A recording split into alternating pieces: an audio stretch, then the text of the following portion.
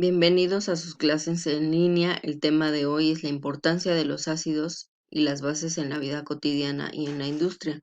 Lo que se pretende lograr es que identifiquen esos ácidos y bases en materiales de uso cotidiano y en la industria. Para facilitar el estudio de las sustancias que se sintetizan día con día y sistematizar los métodos de síntesis que permiten fabricarlos, los químicos han desarrollado diversos sistemas de clasificación. Por ejemplo, con base en el estado de agregación, pues los elementos se van a clasificar en sólidos, líquidos y gases. En función de sus propiedades periódicas, estos mismos elementos se van a agrupar en familias distintas en la tabla periódica y cuando reaccionan entre ellos, dependiendo de la forma en que se enlacen los átomos, se forman compuestos que podemos clasificar como iónicos o covalentes. Una vez que una sustancia se ubica en cierto grupo, es mucho más fácil hacer predicciones sobre sus propiedades y comportamiento. Este es también el caso de las sustancias que se clasifican, como ácidos o bases. La distinción entre sustancias ácidas y básicas fue una de las primeras clasificaciones que se creó según sus propiedades químicas. La reacción química entre este tipo de sustancias fue también uno de los primeros métodos para crear sustancias. La mayoría de nosotros hemos estado en contacto e incluso ingerido sustancias ácidas o básicas. ¿Cuáles son sus características? ¿Qué distingue unas de otras? En esta clase abordaremos este tipo de temas.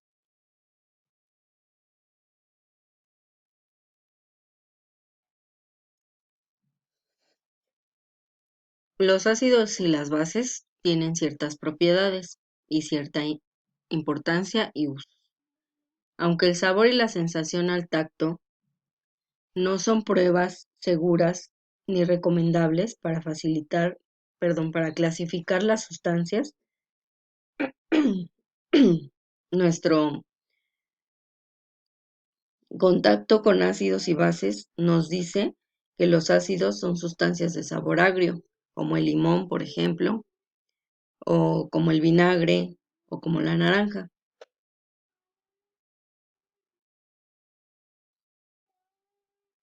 Y sustancias básicas tienen sabor amargo y arenoso, como los antiácidos que utilizamos cuando tenemos acidez. Los jabones que usamos para asearnos y lavar ropa son productos básicos y por ello sabemos que las bases producen una sensación resbalosa al tacto. Mucha gente piensa que los ácidos corroen los materiales o queman la piel de quien los toca. Aunque esto es cierto para algunos ácidos, estas no son propiedades características de todas las sustancias ácidas. Por otro lado, hay algunas bases que pueden producir serias quemaduras al tocarlas, sobre todo en productos de limpieza. Sea como sea, nunca pruebes ningún ácido o base o cualquier otra sustancia química sin tener la absoluta certeza de que no son dañinas para tu salud. Los ácidos y las bases son quizá el tipo de sustancias con las que más interacción hemos tenido en la vida cotidiana. Están presentes en los alimentos que consumimos y en los productos de limpieza que usamos. En general, están presentes en toda nuestra vida.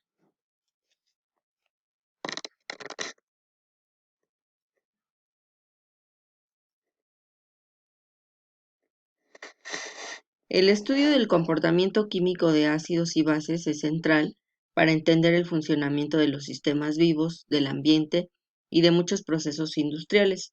Las sustancias ácidas y básicas son ampliamente usadas en diversos procesos de manufactura, como la fabricación de textiles, plásticos, pinturas, medicamentos, jabones y detergentes.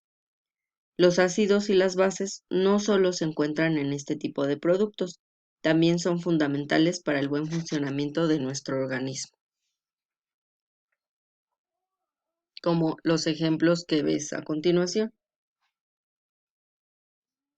Sin embargo, muchas de las sustancias que están en el ambiente también son ácidos o bases y producen este tipo de compuestos cuando reaccionan con el agua, por ejemplo, el dióxido de carbono o cuando se queman combustibles en las fábricas o en los automóviles, generan ácido carbónico.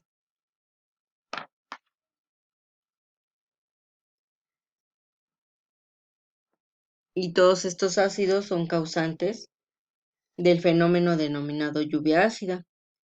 Los agricultores, por ejemplo, saben que hay suelos ácidos y suelos básicos, así como cultivos apropiados para cada uno de ellos, y que la lluvia ácida aumenta la acidez del suelo, por lo que necesitarán agregar sustancias básicas para disminuir esa acidez.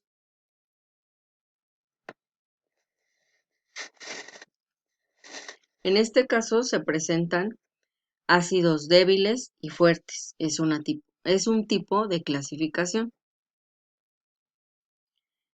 En este sentido, por ejemplo, el ácido acetilsalicílico pues sirve para desinflamar o para aliviar ciertos dolores y reducir la fiebre. El ácido acético, llamado comúnmente vinagre, sirve para obtener sales, productos farmacéuticos y alimenticios. En cambio, el ácido sulfúrico, que se encuentra en en las baterías de los autos, eh, también sirve para crear fertilizantes y producir ácido fosfórico, y es un ácido fuerte. Otro ácido fuerte es el ácido clorhídrico, que en nuestro estómago sirve para matar las bacterias que podrían haber entrado con el alimento.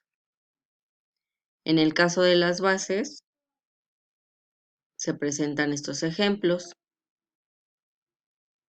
de productos que son básicos y que utilizamos en la vida cotidiana. También se clasifican como débiles o fuertes. Una base débil es el café, que tiene propiedades diuréticas, estimula el sistema nervioso central y es un poderoso antioxidante. En cambio, las bases fuertes, como el amoníaco, es usado para fabricar abonos, textiles y plásticos. El hidróxido de sodio es una base fuerte y se usa en la obtención del aluminio.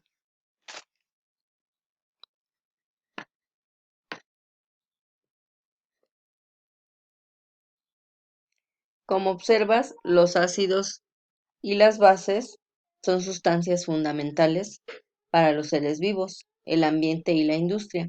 De ahí la importancia de aprender a identificarlos y reconocer sus propiedades. ¿Cómo reconocemos a los ácidos y a las bases? Bueno, pues en épocas anteriores, para distinguir los ácidos de las bases, se tenían que hacer experimentos, como colocar ciertos metales y ciertos ácidos y observar su reacción. Si cambian de color o si reaccionan con metales liberando burbujas de hidrógeno o si corroen ciertos materiales. Por fortuna, ahora se practican métodos más sencillos y rápidos, basados en el uso de sustancias indicadoras. Las sustancias indicadoras son compuestos químicos que presentan un color distinto si se encuentran en un medio ácido o si están en un medio básico, y por ello se les conoce como indicadores ácido-base. Muchos de estos indicadores se extraen de productos naturales, como flores y frutas. Algunos de los indicadores ácido-base más comunes en los laboratorios y en la industria son los que aparecen a continuación. Estos indican un color rojo si se encuentran en presencia de ácidos, un color amarillo en básicos o violeta, dependiendo de qué indicador se utilice. Y presentan un intervalo en la escala de pH de cambio de color.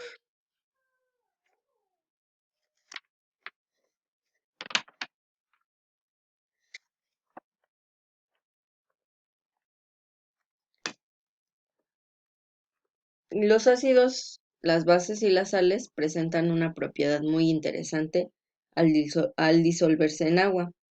De hecho, su comportamiento en disolución acuosa nos da pistas sobre su estructura a nivel nanoscópico y el tipo de interacción entre sus partículas y las moléculas de agua. Este tipo de sustancias forman disoluciones acuosas que conducen la electricidad y se les denomina electrolitos. Las sustancias que no conducen la electricidad al disolverse en agua se clasifican como no electrolitos. Arrhenius fue quien dio la respuesta a esto. Observó que cuando un electrolito se disolvía en agua, las propiedades de la disolución cambiaban en forma notoria. En particular, sus puntos de fusión o ebullición se modificaban el doble de lo que se registraba al disolver el mismo número de moles de un electrolito. Además, las primeras disoluciones conducían electricidad y las otras no. Para explicar estos resultados, Arrhenius propuso que cuando un electrolito se disolvía en agua, se generaban dos o más iones con carga eléctrica.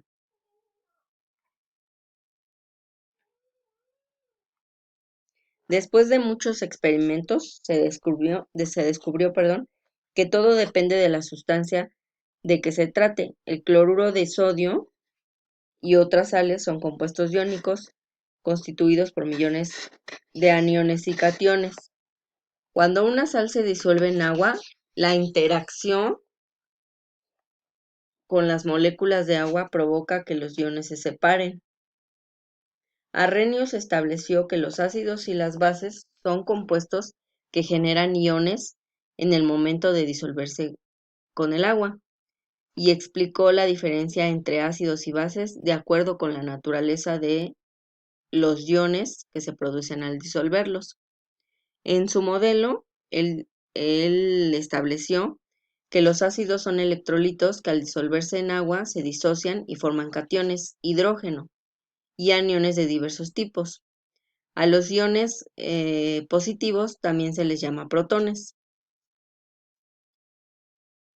En este modelo, las bases son electrolitos que al disolverse en agua se disocian y forman el anión hidróxido y diferentes cationes.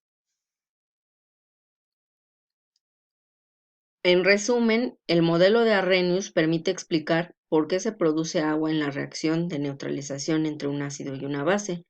Si los ácidos generan iones hidrógeno al disolverse en agua y las bases producen iones hidróxido, la combinación de estos iones da lugar a una molécula de agua.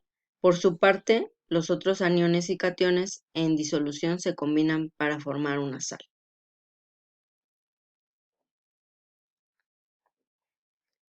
Las actividades que deberás realizar es elaborar un mapa conceptual sobre el tema, realizar un listado de 5 sustancias ácidas y 5 básicas que utilices o tengas en tu hogar y escribir la importancia de los ácidos en la vida cotidiana y en la industria. Deberás enviar toda la información al correo electrónico cubear99@hotmail.